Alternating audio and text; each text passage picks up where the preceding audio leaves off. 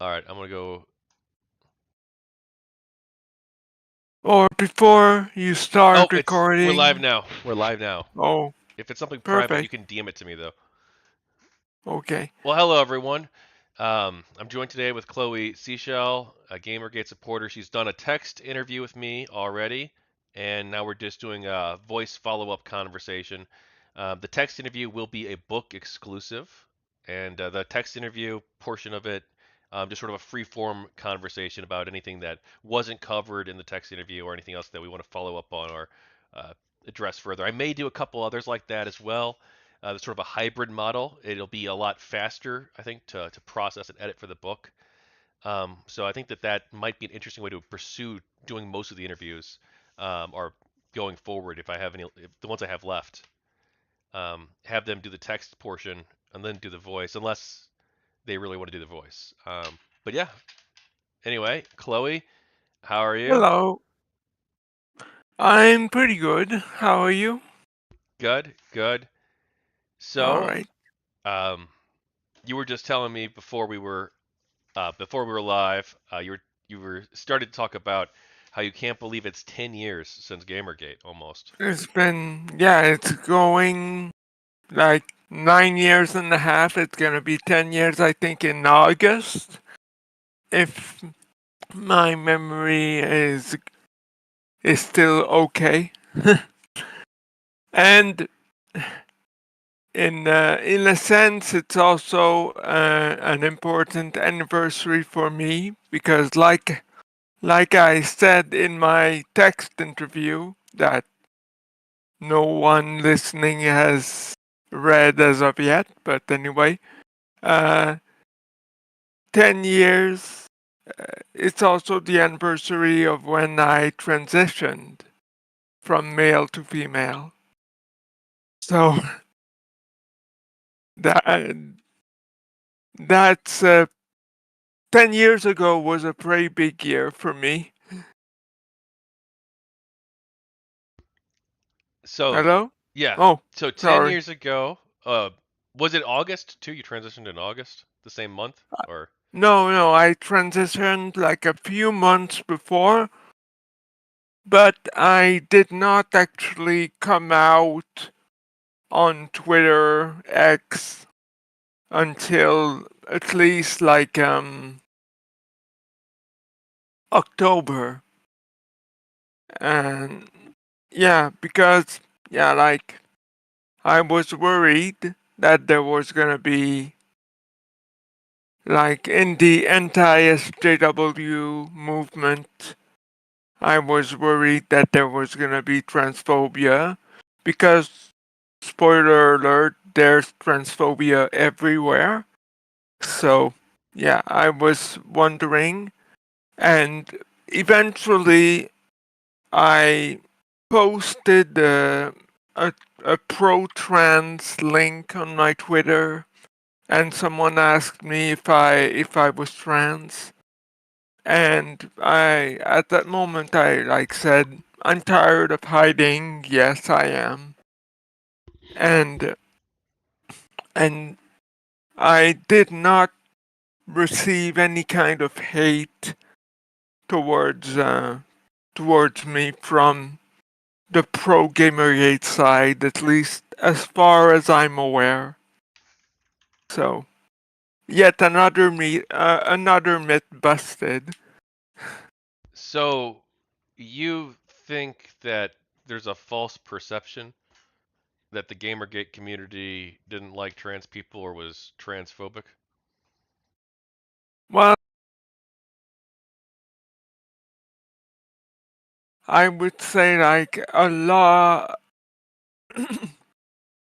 like the GamerGate movement is perceived as reactionary right wing, and um, like it or not, the right is also perceived as less tolerant of LGBT people.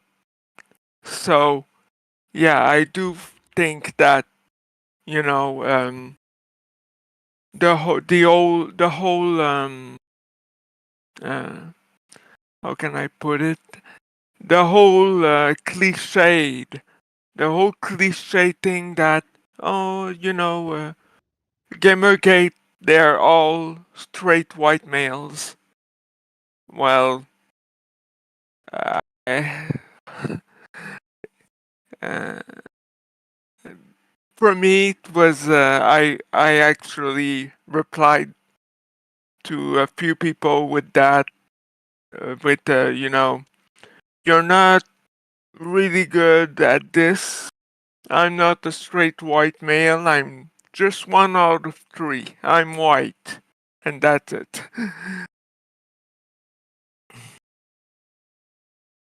So that's you use the not your shield hashtag. Yeah, uh, I personally was felt closer to the not your shield hashtag than the GamerGate hashtag. If I if I if I was responsible for resurrecting a hashtag, I would prefer it to be the not your shield hashtag for just the simple reason that um, to me it's really important that people are judged not by their gender or sexual orientation or their race, but by what they say.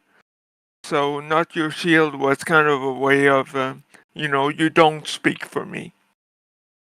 To me, it was something I deeply related to. Well, it's interesting you say that you wish the not your shield hashtag. If you could resurrect one of them, it would be this. Because there was a group of people in Scotland, um, these women's groups in Scotland, that actually did start using the not your shield hashtag to some extent. Oh, Um, yeah, it never really? blew up. It never blew up in regards to the GamerGate thing. It wasn't like that big. Hmm. Um, and it was an unrelated cause, but the hashtag did actually come back. It trended. Well, there's a screenshot showing it trending at least, back in 2022, December 2022, and there's some All people. right. Yeah, I didn't know that. So, yeah, but it wasn't. It was a different topic. It wasn't quite the same message. I don't think. yeah, I got that. Yeah, when I say like I wish it would come back for the right reasons, of course. Would Like I you? wouldn't want. Oh, Go ahead. go ahead. Go ahead. Go ahead. No, sorry. Go ahead. Yeah, I was just gonna say like if Gamergate was going to trend again, I wouldn't want it to be because of negative perceptions of the hashtag. So Well, do you think that the people in Scotland who used the hashtag were doing it for bad reasons? Or do you not know I enough about that situation? I don't know enough about it. Okay, I don't either. I've barely looked into it a little bit because it's like very off topic, but it looks like they did take some moderate inspiration actually from the GamerGate Not Your Shield. Actually, not they did take some inspiration I think from the GamerGate Not Your Shield hashtag, and the it seems like they were inspired inspired in part by that perhaps. Oh wow. But well, Well, a couple of the people if on Twitter were. Some of the other ones don't have any connection at all. It looks like, but some of them were possibly. oh well. Or well, huh? I shouldn't be making claims like that unless I know 100%. Because some of the color scheme, I was green and purple color schemes on some of their stuff. That's why I would Mm. assume that. But that's not like a direct reference necessarily. It could be deliberate. It could be coincidence. Yeah, I think Green I purple. don't quote me on that, but I think the green and purple I heard was also used for like women's suffrage at some point. Okay, so it could be either one, or also it's just a really cool color scheme, so a lot of people like it. Yeah. Yeah. All right. So you think that something like Not Your Shield would be necessary today in 2024? Not necessarily, not necessarily necessary, but something that's not necessary can still be useful, and I do think that it can be useful to, you don't speak for me, right now, I must say, if you can't guess from my accent, I live in Quebec, and Quebec is a very left-leaning uh, province. So there's a lot of women's groups and labor's union and feminist groups who claim to speak for women and for trans women, etc. So I I'm very often tempted to just tell them not every not every woman, not every trans person thinks like you.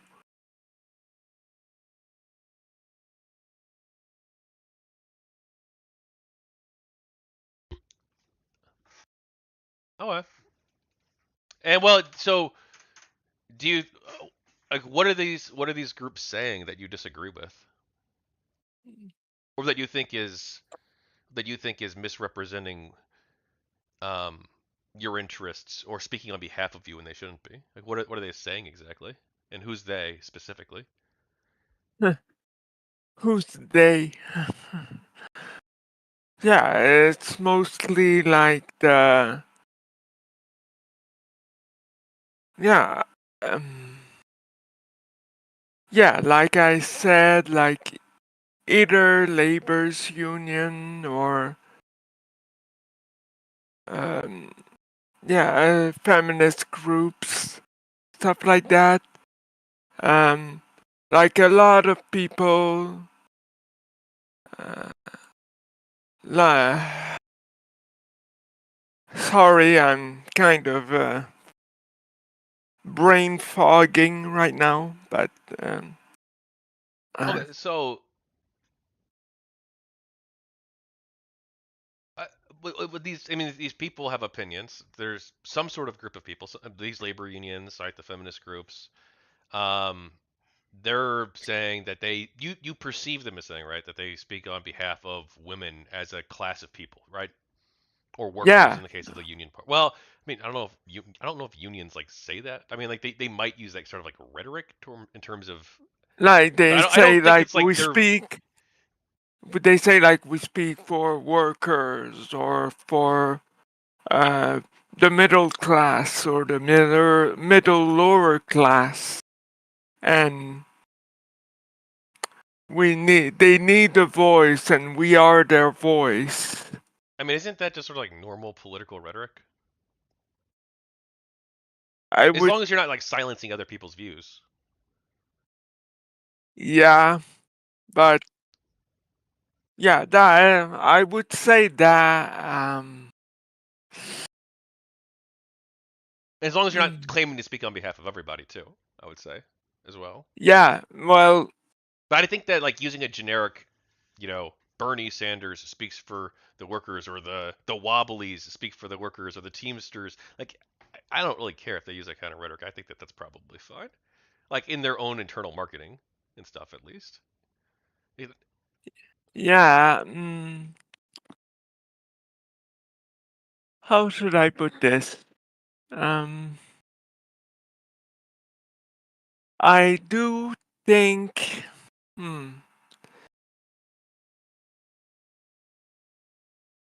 Yeah, you can speak for a group, for a group that you voluntarily chose to take part in, that everyone chose to join. Like, if you speak for women, for the National Organization for Women, you you're you can talk about, you know, uh, the women in your group and what those women decided to advocate for. But I don't think it's fair to think that, to claim that every woman agrees with you. Yeah, So no, that, I agree, 100%.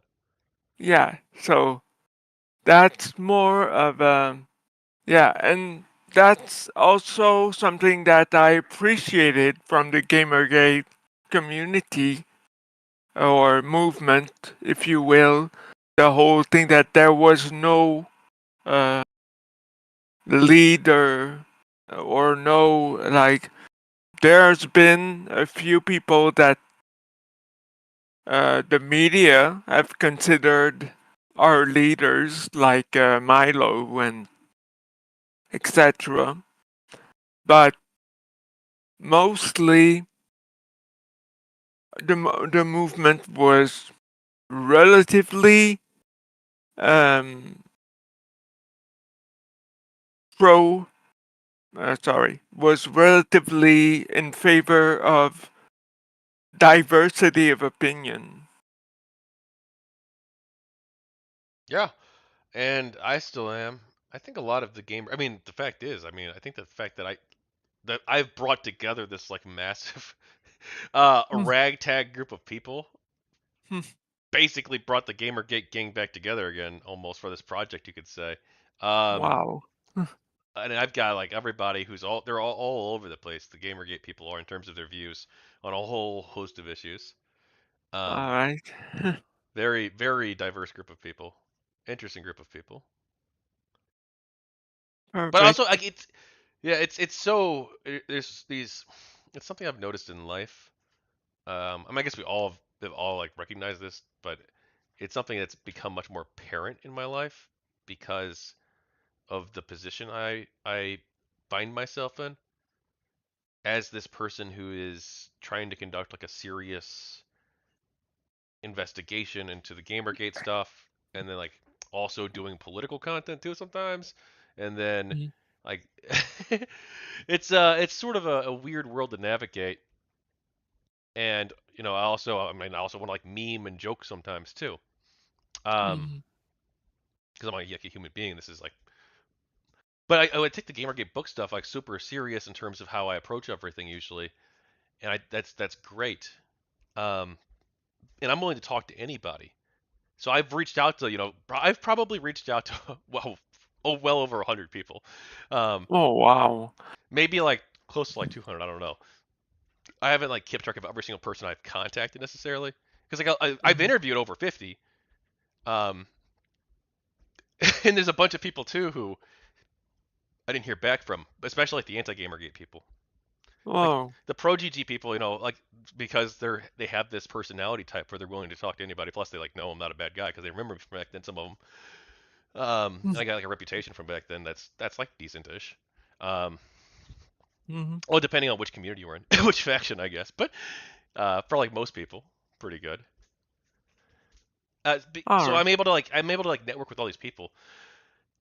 But there's a lot of people like especially people who are like anti-Gamergate or even like not even completely unconnected to the GG thing, um, who they just it seems like they exclude certain people from like their circle of people they would ever be interested in talking to, just based on like very like very vague notions, like oh this person's a Gamergate historian. I bet he's gonna try and fuck me over because he used to be pro GG 10 years ago or something. I don't. No one's actually said that. Um, but like, and I got a lot of I got some anti Gamergate people, but I've reached out to all these different journalists who've written articles about GamerGate and investigated it, and most of them don't reply. A few of them have replied. Um, and I guess, well, some of them have done interviews, I guess, true. But the people who did interviews with me were the people who were fair back in, who I perceived as being fair during Gamergate, mostly. The people who I thought Wow. like did a good job, or at least did like a fair job during Gamergate, are the same people who are covering Gamergate as a journalist. Those are the same people who are willing to talk to me now. Hmm. But like the people who wrote the articles that didn't present the pro GG side at all in their articles, those people don't reply to me for the most part. Wow.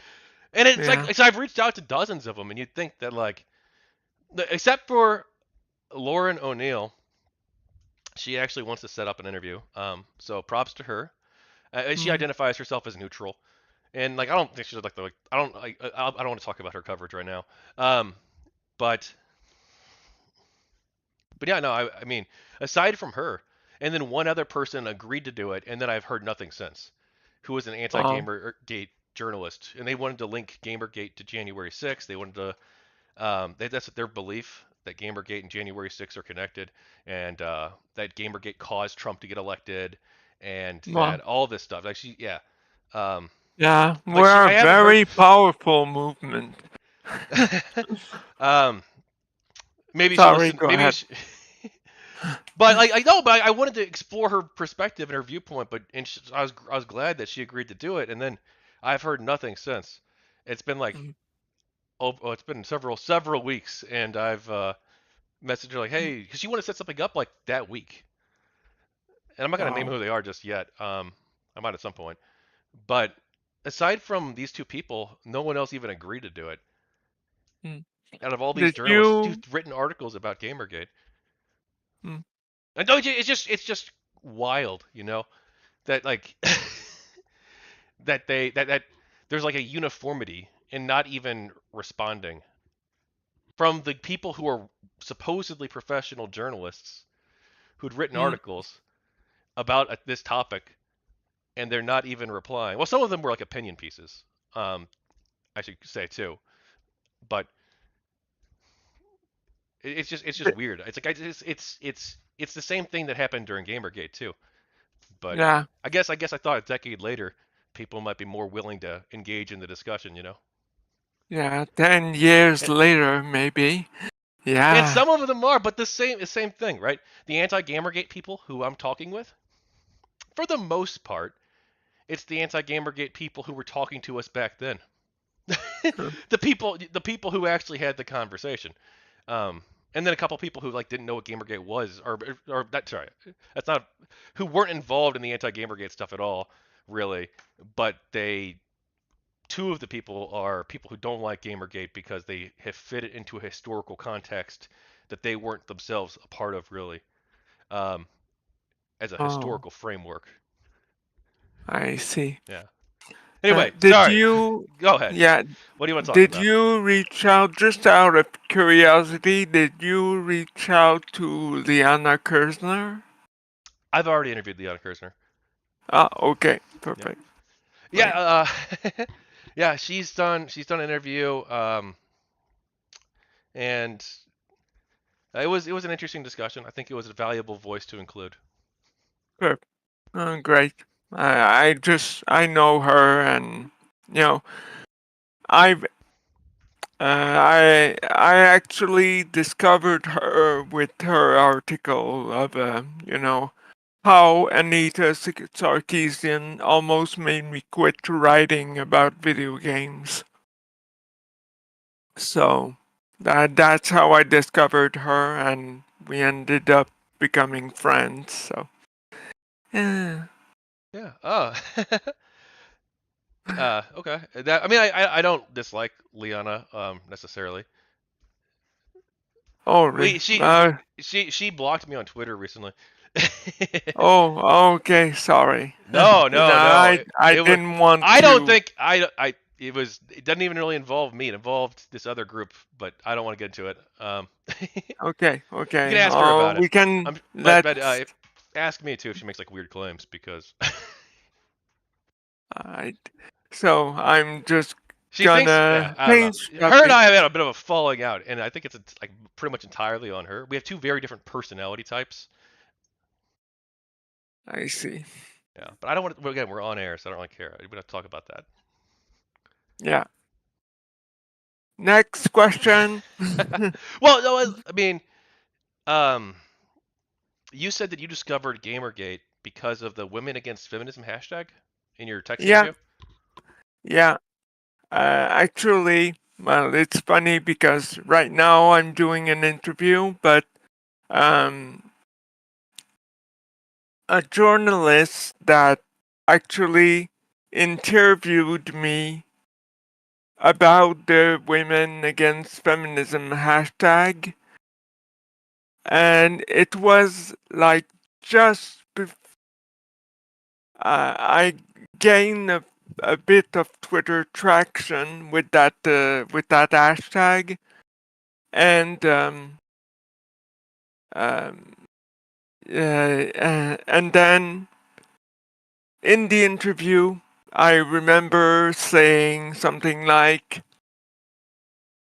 the GamerGate hashtag was starting, so I was saying, you know, they're gonna pretend that this GamerGate hashtag is misogynistic. Just you wait.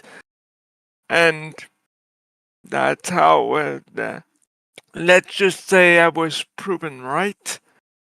Uh, but before you ask, I never heard back from that journalist. I have no idea if anything I said was published anywhere about that.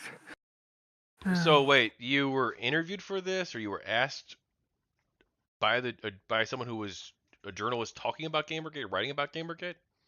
Right, it was a yeah, it was a journalist about talking about the interviewing me about the Women Against Feminism hashtag. And it was the Gamergate hashtag was just starting to get a little bit of traction on Twitter. So uh, I remember very clearly saying to that journalist, we were talking about how any like a lot of the time they're gonna use the excuse that this movement, this hashtag is only for misogynistic people. They were actually claiming that the Women Against Feminism was used by mostly men. You know, sock puppets. So I remember saying to her like that Gamergate hashtag that's starting, it's gonna be accused of misogyny pretty quickly. So why do you think people were going to make these claims about the GamerGate people?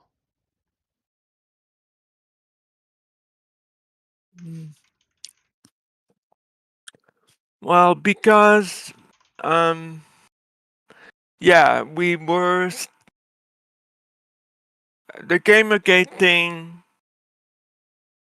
started when um well, it was a few years after Sarkeesian started her tropes versus women in video games, but she was still pretty popular back then.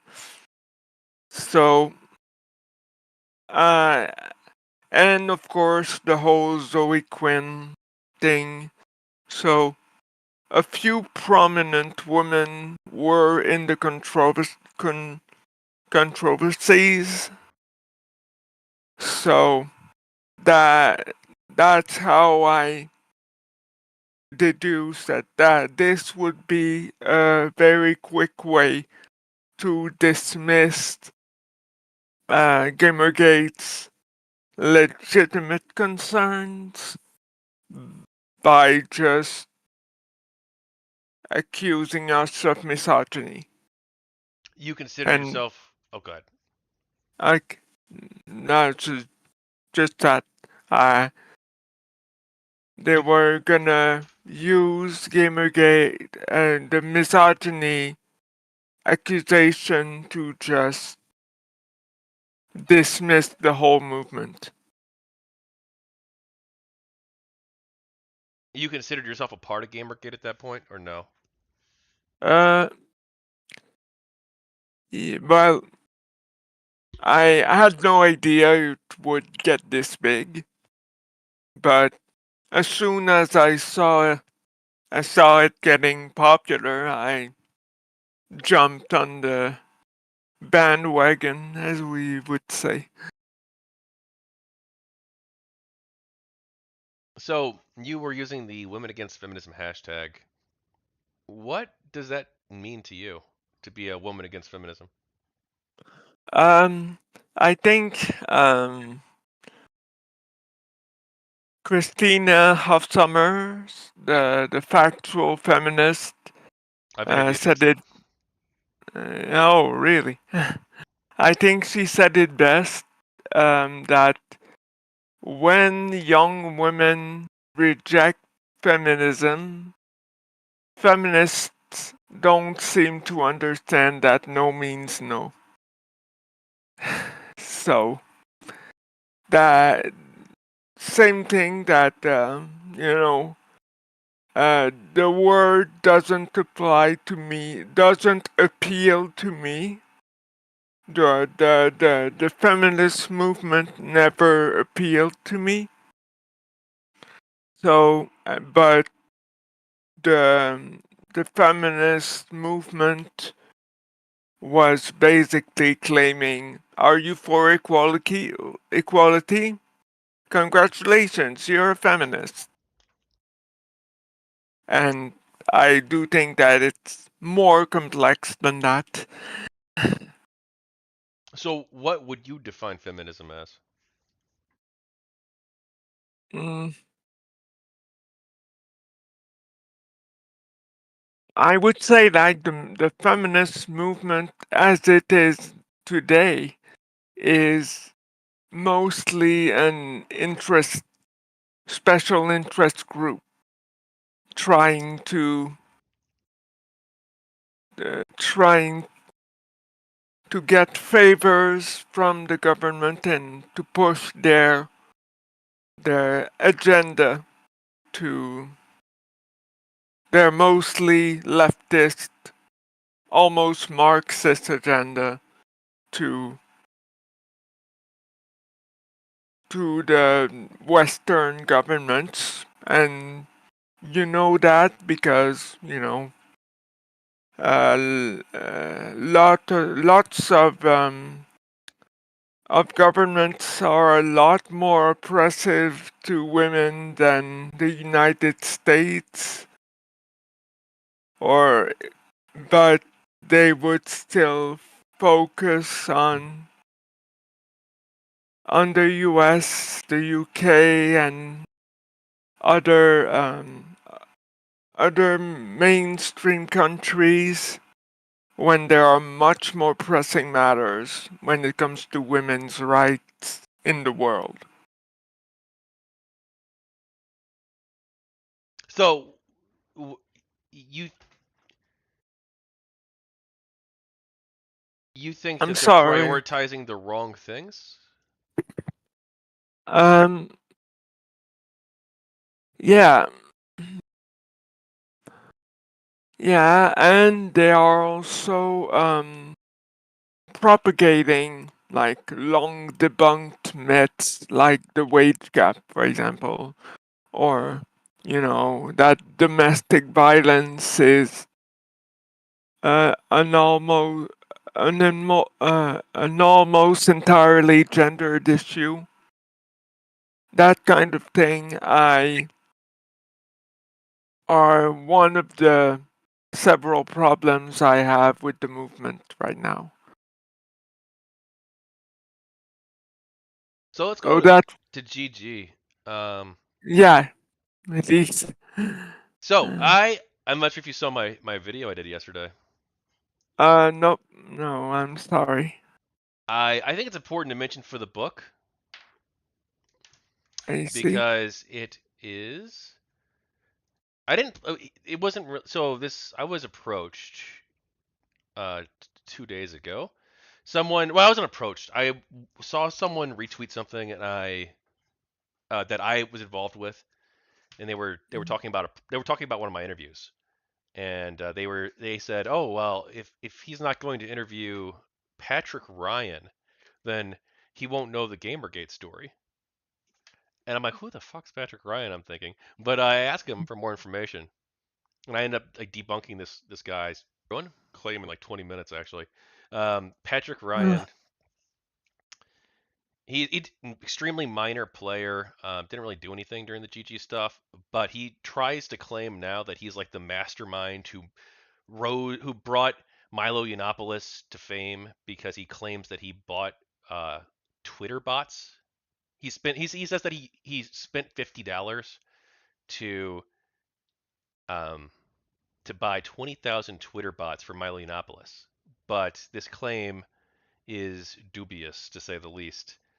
And I ended up going through and like debunking it. He most likely got scammed by this website, and he apparently wants to turn this into a massive thing where he like wants to set himself up as being this sort of super villain who is behind Milo Yiannopoulos, Steve Bannon, GamerGate, and Trump, where he's the puppet master. He thinks in his head, but it Oh, just seems like he's probably delusional.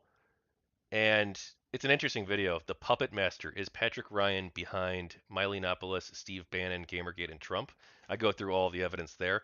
Anyway, the reason I bring this up is because I haven't been able to find really, aside from John Kelly and his involvement with me that one time where he tried to, and Ethan Ralph. I mm, couldn't find a lot of evidence of GamerGate people who had engaged in like actual harassment. Um, but I did find, I guess, a third person who has. Patrick Ryan claims, at least on Twitter, that he used to dox people in the past. And oh, during his involvement with GamerGate. Now he was a very minor player, but that is a claim that he has made himself. So I just want to point that out. I have found evidence that 3 GamerGate people have engaged in harassment. oh, And now, of course, this movement had tens of thousands of people involved with it, but those are 3 confirmed cases, you could say. wow, nice. You can count Well, me semi-confirmed. in the. The I should say that I wouldn't trust this guy's word, Mm, Patrick Ryan, at face value. He claims that he used to dox people during GamerGate, but I don't know if he's actually telling the truth or not. mm, Because he's seemingly been dishonest about a large number of things, mm. and he wants to portray himself as this like super villain online. But anyway, I don't really intend to ever talk about him again, so I just figured for the book, unless he does some more crazy Laucow shit that I need to call out, but or like crazy shit that's interesting and worth exploring. But Yeah. Well, I hadn't heard that name no, no one has. either. That's the first I heard of it was 2 days ago. He only had Wow. 200 Twitter followers during GamerGate, so it's not like Yeah. he was a well-connected or well-known or person. Uh, Which, I started GamerGate with about 400 followers, yeah, I started with and 0. uh, yeah, actually, like the I had about 200 followers. Then I started doing the women against feminism hashtag, and then that rose to about 400. And I think a year into GamerGate, I was something like 2,000. So, yeah, nice, hey, more than me. I think during GG, I think I made it to about 1,100, or I made 1,000, and I maybe gotten 100 since then, but about 1,000 I had. from Oh, GG. Well, some of those people might have come for the political stuff because I was also a political YouTuber I at the see. time. So some of those people might have been there more for that content, but Mm. most of those, almost most of those were GamerGate people. Huh, All right, I so see. Milo, you talked about Milo and how you think that some people in the media have tried to portray him as being a leader of GamerGate. Yeah, I heard, like, I don't have specific names in mind right now, but a lot a lot of I remember hearing a lot that he was kind of a unofficial leader, but still a guy that made Gamergate into a household name.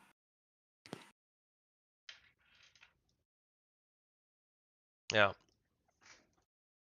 Well, So my household name, that's well, a Milo big Milo word. did support. I mean, it's not just like the media made him out to be. Like there was definitely a lot of people in GamerGate who did like him, and a lot of people who didn't like him too. But I mean, he did have some genuine support, Yeah, sure, sure. I but I like to say that at least in the beginning more. he's kind of the Michael Jackson of Gamergate. Like, he changed a lot, but no one realized how crazy he was at the start. So Milo did something during GamerGate. He outed Brianna Wu as being allegedly transgender, and this was a very controversial thing. What did you think of him Hmm. doing that? I did not know that he did that. My impression was that she was very open about being trans, No, but not at the time. I mean, she not might have not mentioned it. at the I don't think time. she ever mentioned Oh, it. I don't. I don't know if his article was the first time it was ever mentioned, but she wasn't very open about it. okay. Hmm. Well, I would say, like, if that's what he did, Well, that again, wasn't okay. I'm not, he was he did wrote an article where he talks where he did do that. I don't know if he was the first person necessarily to quote unquote figure that out, um, but his article was obviously the big a big article because I see. yeah, huge Hmm. controversy around it. Wow. Well, I did not know that, so Oh, well, maybe it wasn't that big of a controversy. So you say that were the Gamergate people transphobic? You said that they're not. I don't think so. Like, from my experiences, they treated me like any regular person, and actually, you know, like I said, like, there are transphobic people in Gamergate, like there are people like that everywhere. But um, from every time one of the transphobic folk would call Brianna by her dead name, as we say, uh, someone would say, like, I would say, or other people would say, like, that's not okay. Like, don't use that to bash on her. She already has plenty of bad things you can say about her, about how nasty she is, and how crappy her games are. But you know, the talking about her transness is a low blow. Yeah, no, I mean, I'd say the same sort of stuff back then. I'd be like, hey, my issues with Brianna, we got nothing to do with that. And I actually, I guess, during this project too, there were, I think, two instances where I had to. Well, one was during a stream. I brought it up, and because what I did, we were talking about Brianna Wu, and I think someone Hmm. was saying in the chat like, "Oh, isn't she trans or something?" Or no, they were saying something like that. And Hmm. I'm like, oh, look, we're not going to speculate on that here. And the people, and I said, I'm not going to allow, speculation on that in the chat. And basically everyone in the chat was like, okay, and that was sort of the end of it. Um, Yeah. and then there was like a second incident too where I had to say something, or I guess two others. Like but one of them was even like a GamerGate thing with the Discord server. But like, yeah, as a general matter, I'd say that I support free speech and discussion of any ideas, pretty much. So if people want to come in and want to talk about trans issues and discuss them in like a civil way, I think that's totally fine. I allow that, but Hmm. I don't allow people to deliberately insult other people on the basis of that. Yeah.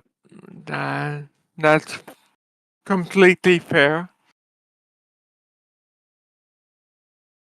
Anyway, you wanted to do the voice interview. What do you want to talk about?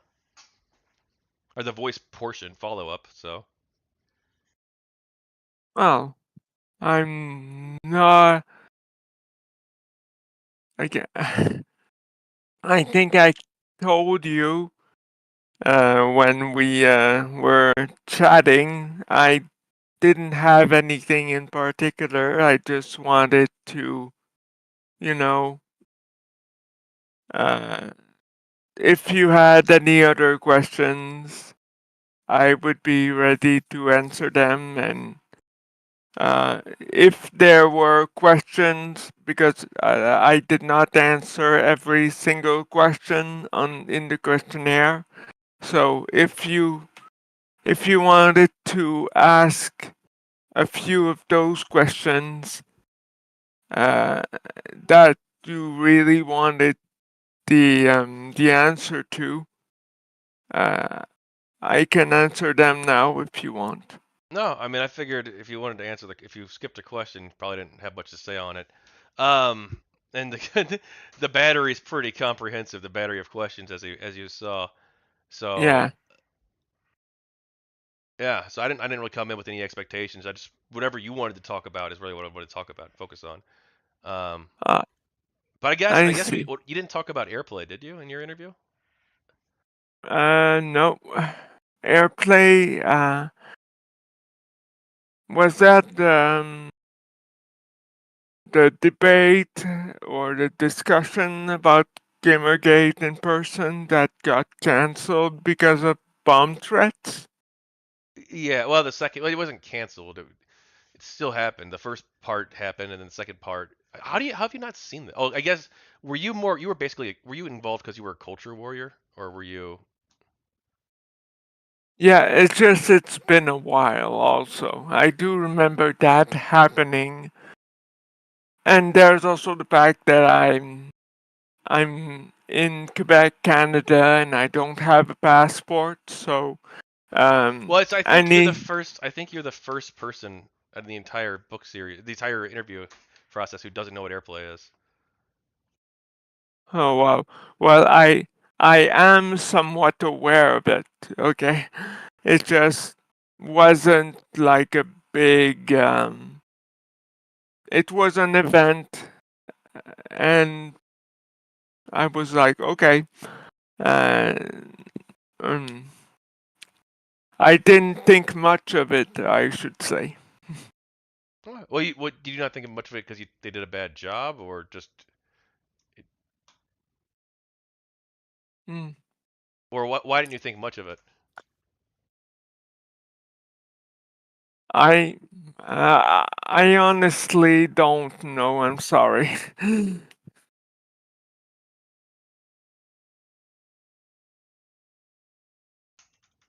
Okay.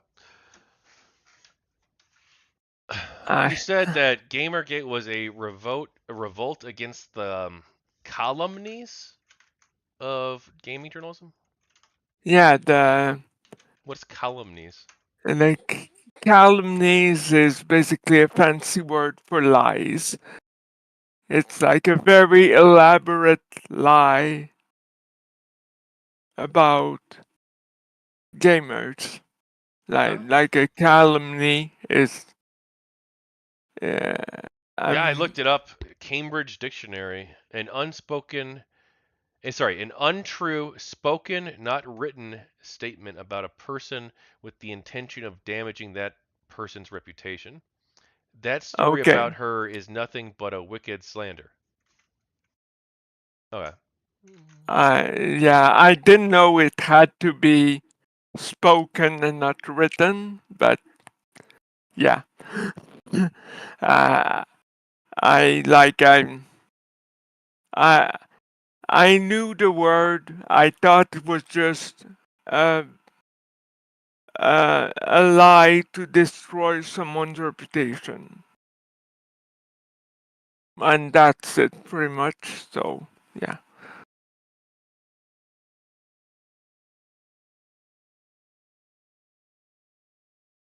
So Okay. yeah, Okay. Well, cool. Gamergate. Yeah, Gamergate was a revolt against mostly the gamers are dead articles, and people realizing that gaming game journalism was not simply about um, not simply about reporting and reviewing games. It had some uh, different, some ulterior motives for a lot of them, like the game journal pros and that kind of thing. That like anyone who would like watch the corporate media would not be surprised by that, but uh, I can understand gamers being disappointed. So it seems low. You got involved because of the Women Against Feminism hashtag, which I don't care. That's fine. Whatever. I don't give a shit. Um, Mm. I think a lot of the social justice warrior stuff doesn't need to be condemned. Um, but like it seems like you're more of a culture warrior though, right? Is that how you view Gamergate as being more of? Because you say it's about the lies of gaming journalism in the text interview, Yeah, and you try a lot I of. do. I don't think that that Donald Trump uh, got elected because of Gamergate or anything like that, but um, I do think that it was one of the uh, one of the big realizations that the press and journalism in general are not on the people's side. They are um, mostly, most of them are trying to further their interest, be it promoting their friends or pushing their political agenda.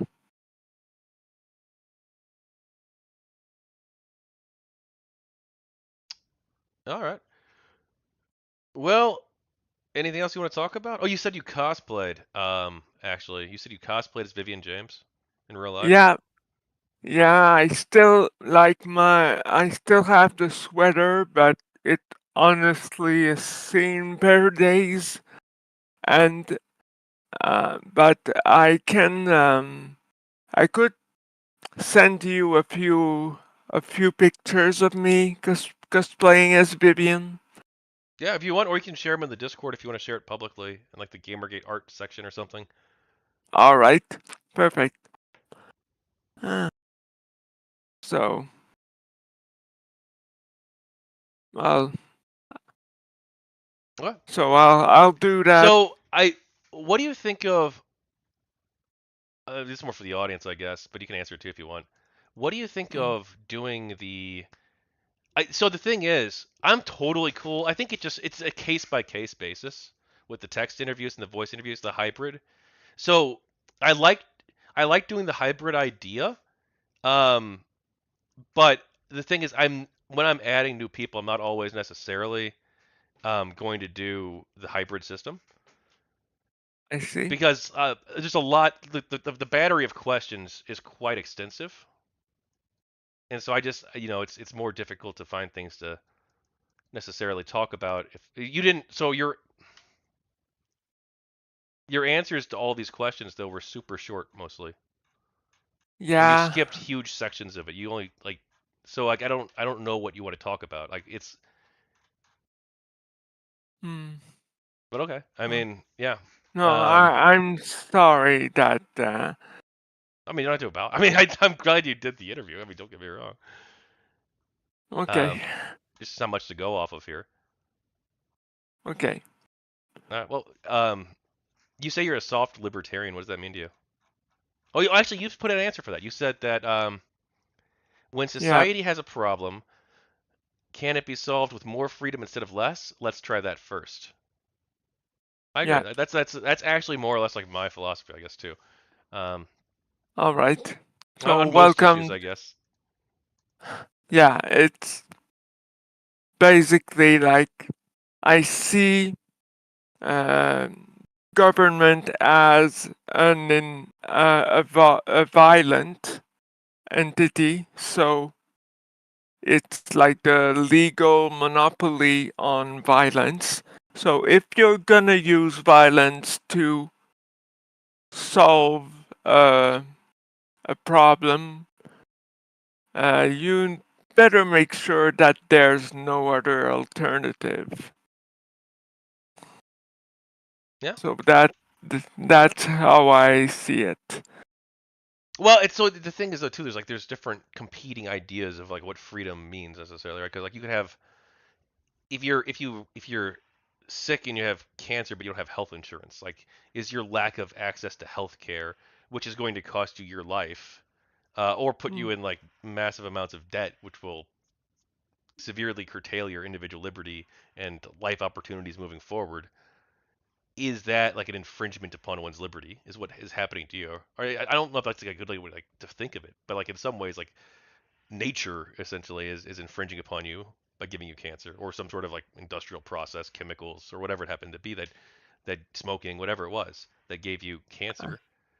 Like so it's there can be both positive aspects. Like part of what we want to do is to restrict the state's ability to infringe upon individuals' liberties, but we also want to create a society too where you're not being held back by things that are largely beyond your control. Like you want things like education, like universal education, where everyone receives, in theory, like a quality education. And you also want to have other things too, like access to libraries and the arts. And you probably want to mm, have access, I think, to things like healthcare as well. And that's actually like uh, a positive liberty case. Like I know that when I have felt sick and I wasn't sure, like, oh, is this going to be like a terrible should I go to the hospital? Am I going to die? And I didn't have insurance at the time.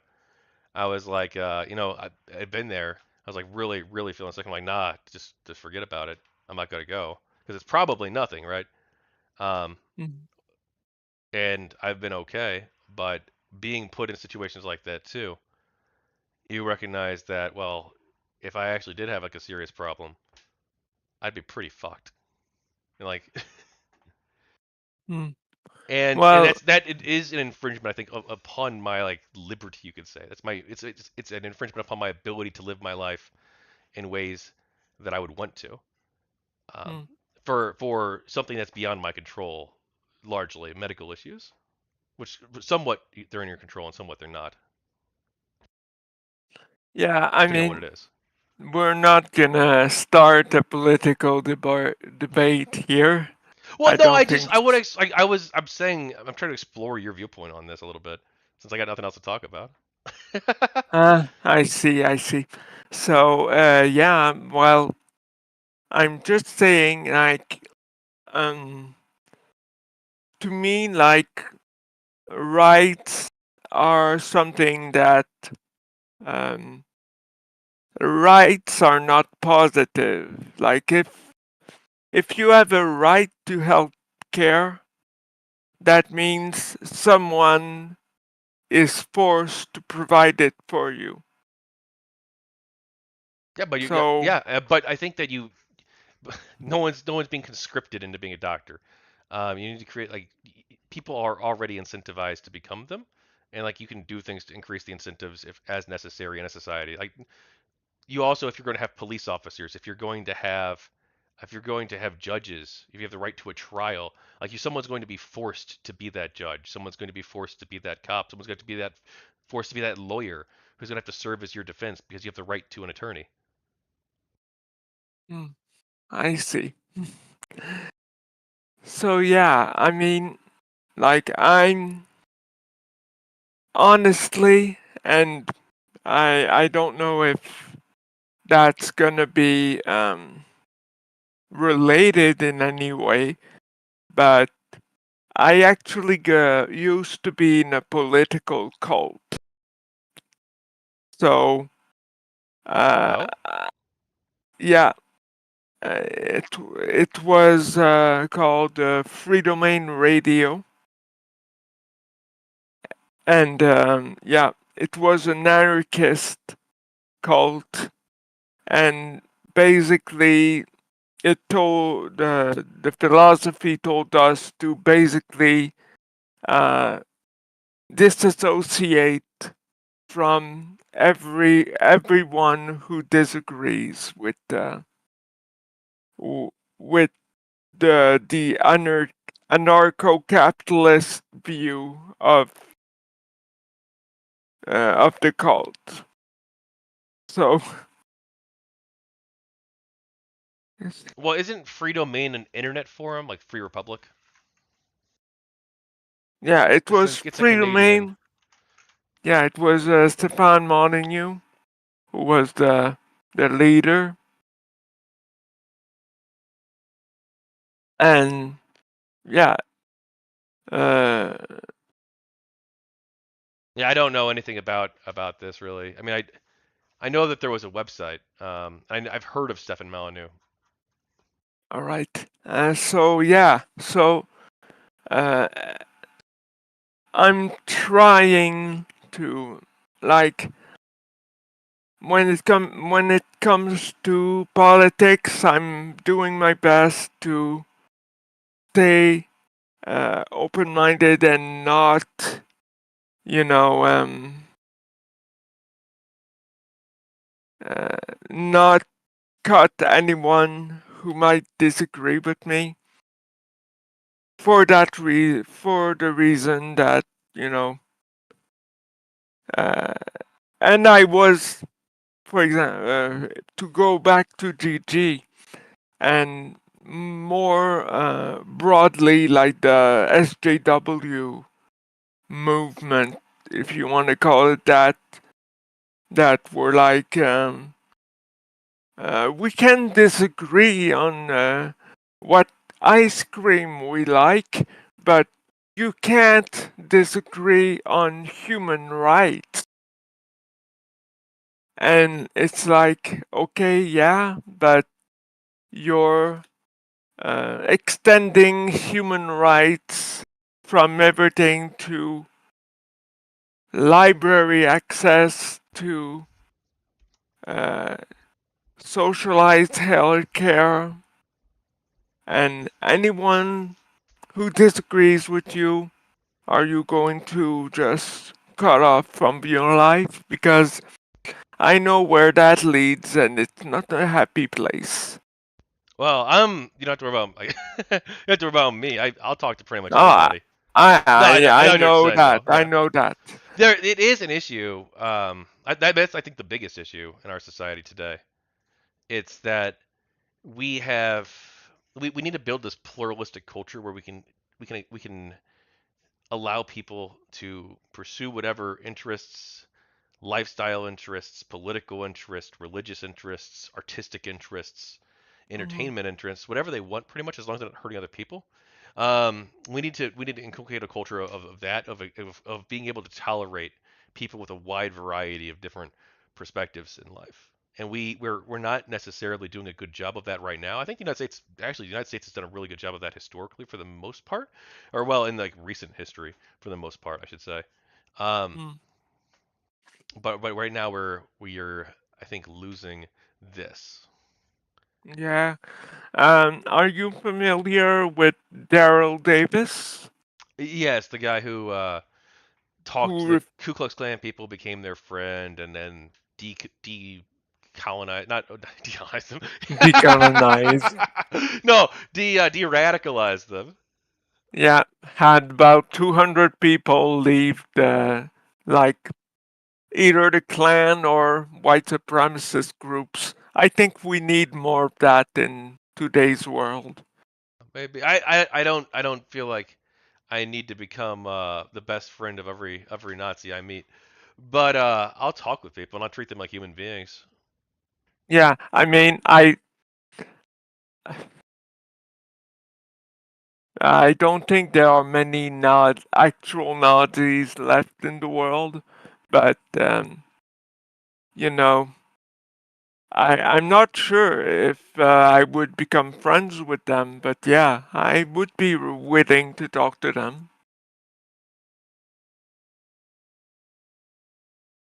What's the one thing that you think the anti-Gamergate people have wrong about the whole situation?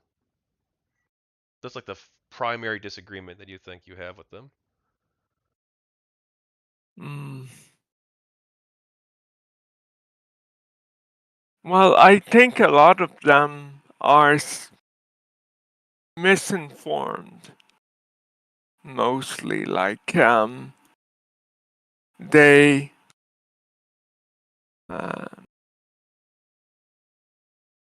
they think that we're only trying to keep gaming straight, white, and male when it's really not that.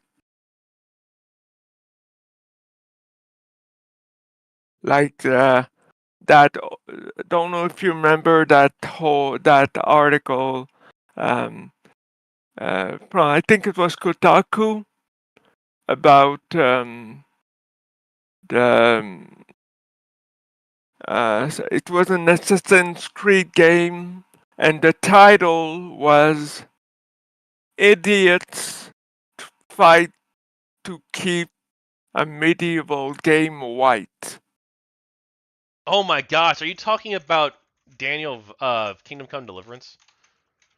Oh, right, Kingdom. I'm Okay, literally I. interviewing one of the developers from that company, who developers who made the game. Oh wow. Matoha, yeah. We were Okay, it supposed to do was it like 2 weeks Kingdom ago, but Come. something came up and we had to reschedule. All right. Yeah, so we're doing it. I'm not. We don't have an exact date set yet, just yet, but probably either like maybe next month. We're thinking maybe. Oh, okay. I never played that game actually, but yeah. I I haven't was either, like, but I am interviewing the developer. So oh wow. It's like interview. Do you feel like someone interviewing an author and you haven't read the book? well, I'm not interviewing him about the game. I'm interviewing him Yeah. because he supported GamerGate. Oh, right, right. Okay. I mean, like That's if okay. he wants to talk about his game and like aspects of the artistic process and stuff that he thought were like interesting things to explore, like we can do that. But I haven't played the game. I'm interviewing a lot of game developers. Like I've interviewed a lot of game developers so far. I can't play All everything that right. everyone's made. All right. I mean, it's the game was relatively well received from my understanding. Oh well, Yeah. like okay, what's the Metacritic? 76, but that's what's the user score because obviously it could be affected by the political controversy. That's what the user score was. All 8.1. right. Okay. Hmm. And yeah, uh, how can I say, I'm worried. I used to worry that bad games might get like better user scores just because uh, someone in the team made them uh, a middle finger to social justice warriors and stuff like that. I'm doing my, you know, I need to look up for that just as much as the opposite. Yeah, and maybe some people did review bomb it too, because there's some zeros in here, quite a few zeros too. So it looks like people maybe did review bomb the user scores, maybe because of the controversy. But so again, I haven't played the game, I can't evaluate how good it was. Yeah. Anyway, so what's up? We want to talk about anything else? Mm, I think that's it pretty much. Okay. Um, What are your plans for the future? I don't have much at that moment. No, I'm just right now. I'm doing my best to enjoy playing Suicide Squad.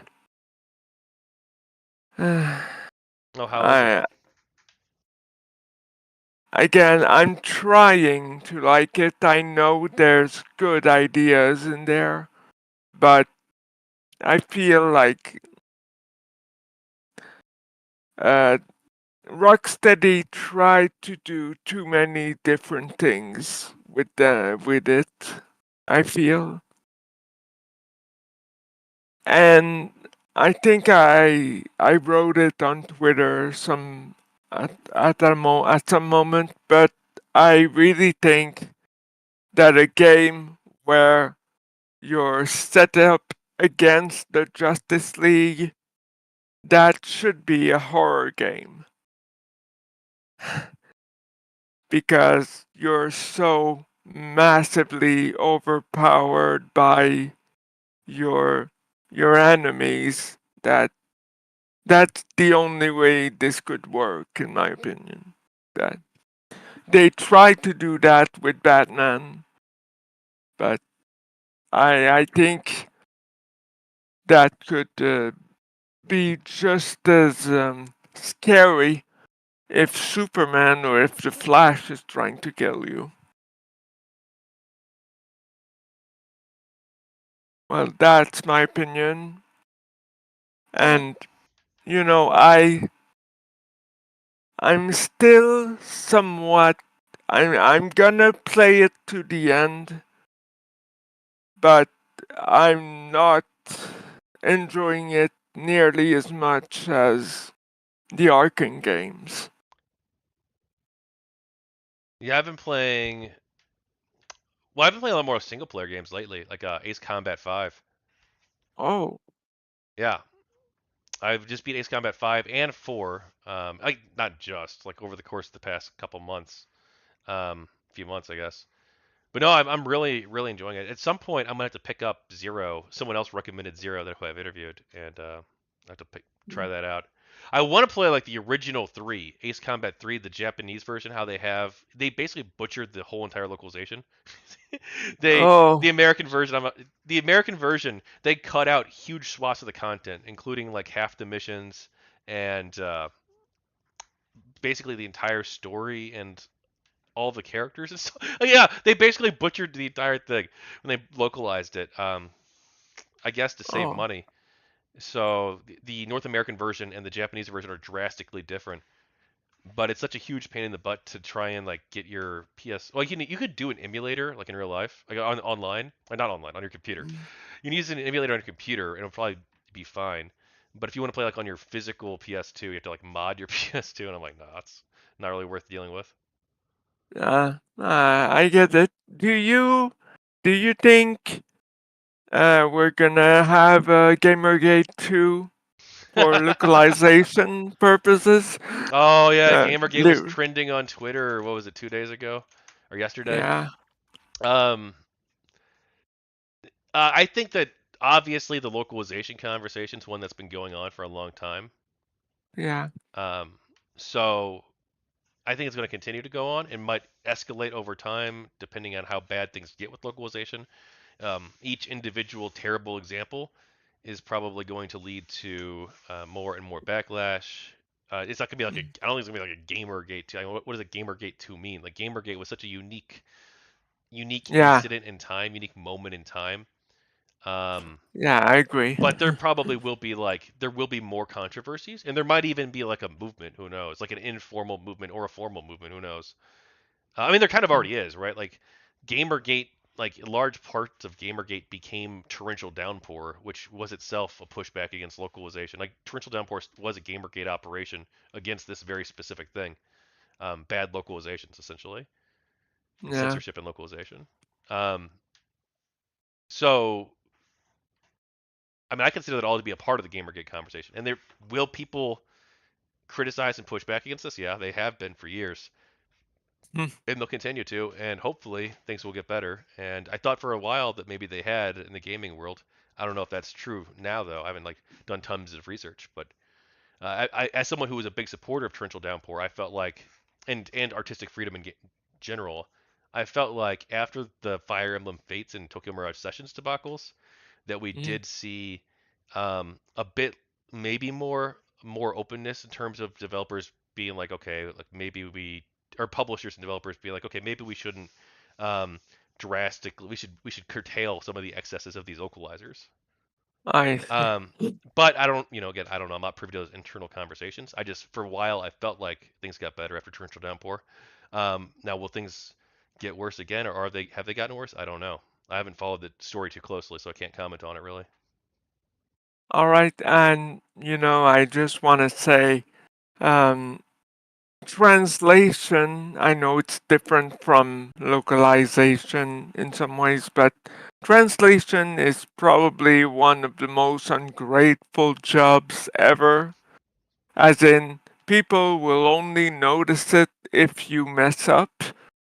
So, so, it's not that I don't have sympathies for people who are in charge of localizing and translating a video game. Yeah, Like, I don't. I look, but see, here's the thing. I don't. Maybe I don't think I'm on an island here.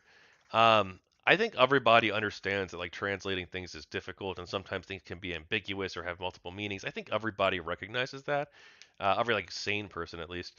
Um, mm, but where they're failing isn't that like, oh, they translated this word in a way that I don't think is the best way to do it. Like that's not really what gets people upset.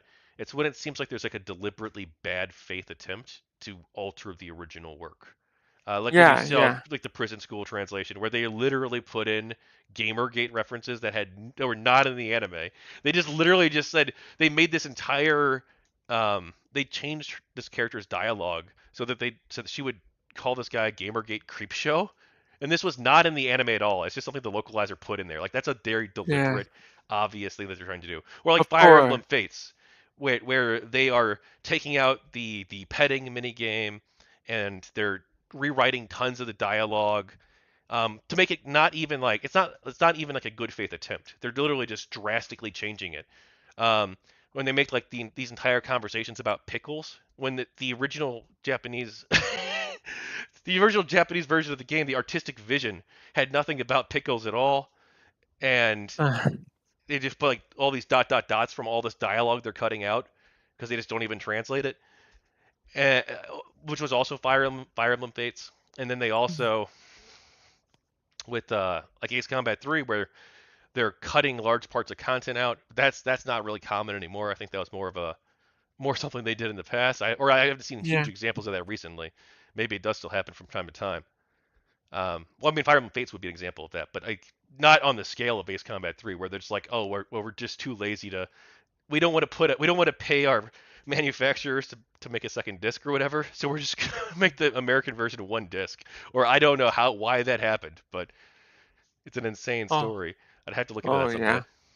Anyway, thank you for agreeing to come on. I'm sorry if I was a little bit rude. I didn't really know what what we were going to talk about because it's like, okay, I don't know where we're going to go from here. But Yeah, I do I didn't appreciate. know either. So, Well, yeah. So mostly, I'm not trying to do voice interviews with people anymore because they take so long to transcribe. I'm only doing like a select few people left. Well, I don't know about that. There's like a handful. If I think that their story needs to be added, I know that everybody wants to be a part of this project pretty much, and I got so many people who have reached out to me, um, who are like, oh, I want you to include my voice, and I don't know this person really, and or like, oh, I'm recommending my friend, and and so I'm like, oh shoot, but I did seek you out. I did seek you out because you were on the live stream actually. So I actually sought you out because you were on one of the Not Your Shield live streams where you talked with who was it? It wasn't Frank Abagnale. It was somebody else, right? It was just like a general open house, right?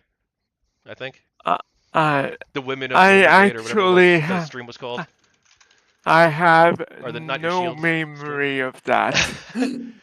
No, it was just like a Honest. general like there were so many. We did thousands of live streams back then, pretty much. Like, Oh probably wow. literally thousands. I mean, so but I think this was because I did like hundreds myself, or yeah, I think probably over 100, maybe a couple hundred myself. Oh wow. But yeah, you were on one of the Not Your Shield. I saw an interview with you. It wasn't an interview. It was more like you and like 6 or 7 other Not Your Shield people, or maybe it was like 10. Because it was I think 10 was the limit back then on Google Hangouts. Oh Um, wow. yeah, Yeah. and so I saw you were on there, and I saw you were still active on Twitter, and I'm like, huh, well, I'll reach out to you. Oh well. Thank you for reaching out to me. I was flattered that someone would, you know, think about little old me. And yeah, so looking forward to the book. What can I say more? All right, all right. Well, hey, thank you so much for coming on. Thanks for watching. Sorry the format was a bit weird. Um, I need to think about how I want to do the hybrids. I've not given it as much thought because this is the first one I've ever done where someone did both a video and a text interview. So I didn't, but I think it might be better in the future if I do the. I don't know. We'll play it by ear, but I'll think about it some more on my own, and I'm open to ideas and suggestions on that too about how I'll do the hybrid interviews. But thank you for being my test subject with this. All right, well, you're welcome. All right, all right. Well, Take have a care. good night. Thanks for watching, and oh, and I might I might be doing commentary on the Sneeko versus Strickland fight. Yeah, so the Sneeko versus Sean Strickland fight. This is for my audience, for the if you can watch it too if you want.